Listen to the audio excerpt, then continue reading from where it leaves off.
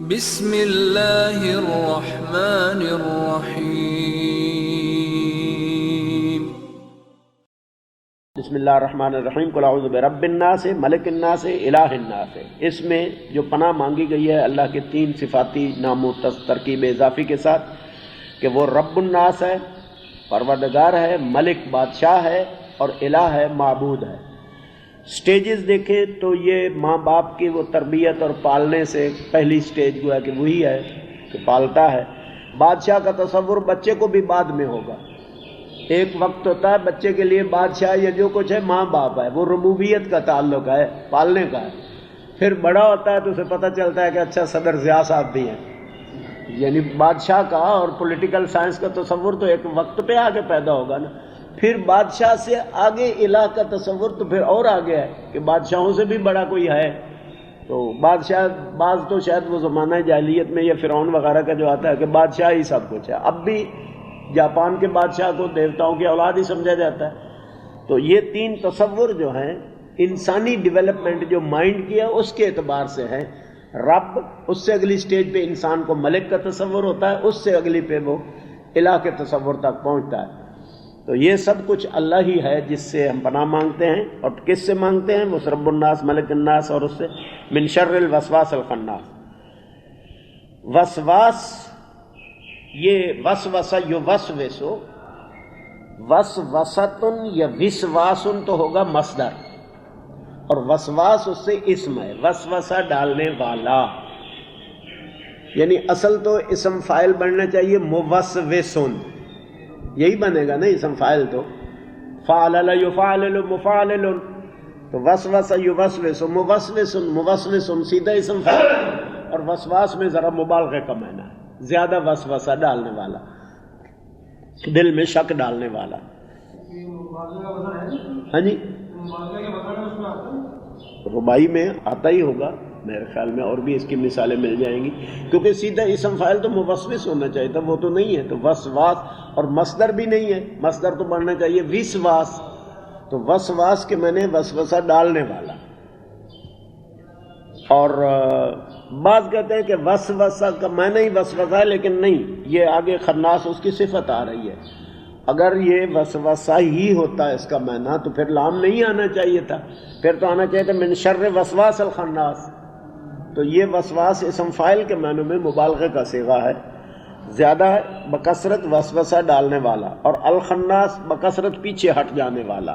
لفظی معنی خنس و یخنس ہم نے پڑھا تھا، فلا اقسم بالخنس الجوار الکنس میں، یہ دو جگہ ہی قرآن میں لفظ آیا ہے۔ خنس و یخنس کا معنی ہوتا ہے پیچھے چھپ جانا، تھوڑا سا دکھائی دینا پھر پیچھے چھپ جانا، یہ اس کا بنیادی معنی ہے۔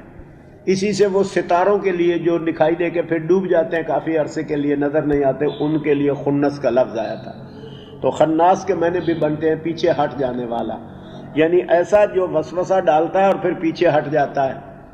اب اس کی کیفیت وہ انسانوں میں بھی سمجھی جا سکتی ہے، وسوسہ ڈالا خود پس منظر میں چلا گیا۔ بعض میں حدیثوں میں آتا ہے کہ انسان کے دل میں اس طرح سے شیطان سانپ کی مانند حملہ کرتا ہے، اس کی کیفیت تو اللہ بہتر جانتا ہے، لیکن یہ کہ وہ اگر اللہ کی یاد کر رہا ہو، دل اس وقت غافل نہ ہو، تو پھر وہ پیچھے ہٹتا ہے، جیسے سانپ شکل دکھاتا ہے اور پھر فوراً پیچھے ہٹ جاتا ہے۔ اس طرح سے خناس کے معنی پیچھے ہٹ جانے والا، وسوسہ ڈال کر پیچھے ہٹ جانے والا، خود سامنے نہ آنے والا۔ الذی، یہ وسواس اور خناس کون ہے؟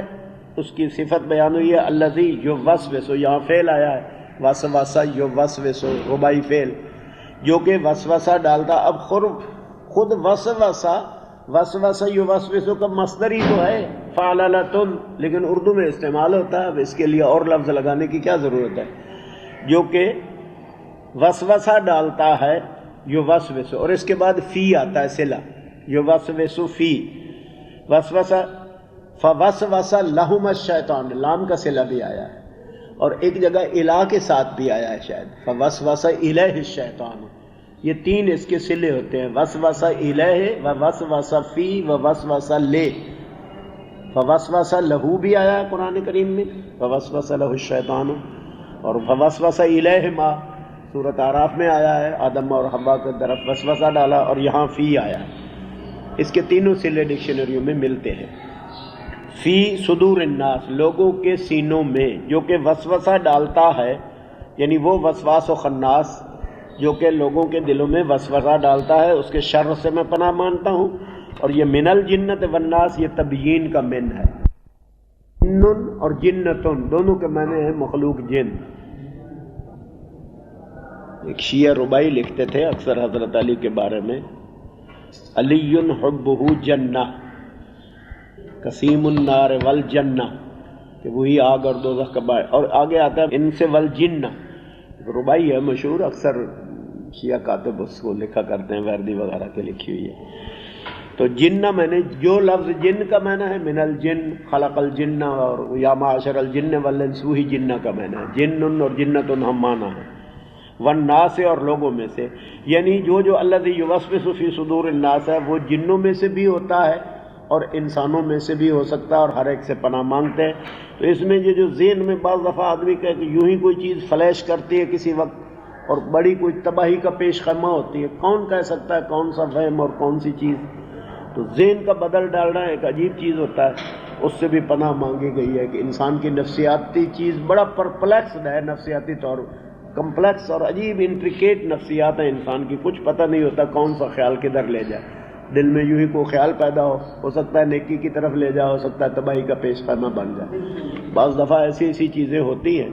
یہاں ایک وہ کیس پڑا تھا اس زمانے میں، پتہ نہیں پھر بعد میں اس کا کیا بنا، کوئی میجر تھا فوج کا، اس نے اپنی بیوی مروائی تھی وہ ریل میں، اور بڑا عجیب ایک طوفان برپا ہوا تھا، پتہ نہیں کچھ تو نام تھا گجرانوالہ کا تھا، بیوی اس کی پرشین تھی، اور یہاں میلے میں ان کی کسی جگہ ابتدائی تعارف ہوا، یہ جو ہارس اینڈ کیٹل شو ہوتا ہے، اور اس وقت کون کہہ سکتا تھا کہ یہ جو اس وقت تعارف ہو رہا ہے یہ کس قسم کی تباہی کی طرف جائے گا۔ پھر ان کی شادی ہوئی، وہ لو افیئر بنا، اس کے پہلے بیوی بچے تھے اس سے بھی، ہاں اس نے خود مروایا تھا، تو پھر اس نے وہ ایسا بندوبست کیا کہ پنڈی سے ریل میں بٹھائی تھی اور راستے میں جی غائب ہو گئی ہے، لیکن اس لڑکی کے بھی غالباً والدین کچھ پہنچ رکھتے تھے، انہوں نے پھر وہ کیس چلایا جس پہ مشہور ہے، اس کو کوئی زمین وغیرہ بھی ضبط ہوئی تھی۔ بہت یوں ہی ذہن میں آ گیا کہ بعض دفعہ جب پہلی دفعہ انسان ایک دوسرے سے ملا ہوگا تو کیا کہہ سکتا ہے کہ یہ کس انجام کو پہنچنے والی ہے، بات سوچتا بھی نہیں ہے۔ تو وہ شر الوسواس، کوئی ہم اپنے دیکھیں عام چیزوں میں بعض خیال جو ہے انسان کو کسی طرف برائی کی طرف لے جاتے ہیں، معمولی بات پیدا ہوتی ہے۔ تو ان دو صورتوں میں جسمانی حفاظت بھی اللہ ہی کے ہاتھ میں ہے، اور ذہنی اور نفسیاتی حفاظت بھی اللہ ہی کے ہاتھ میں ہے۔ ان دونوں میں معاملے میں انسان اپنی پوری ڈیفنس کرنے پر قادر نہیں ہوتا ہے۔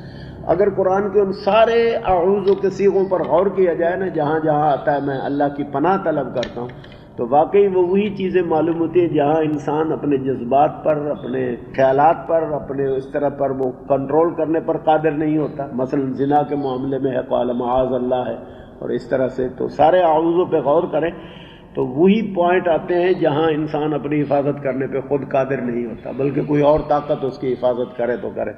یہاں ان کا ذکر ہے۔ وآخر دعوانا الحمدللہ رب العالمین۔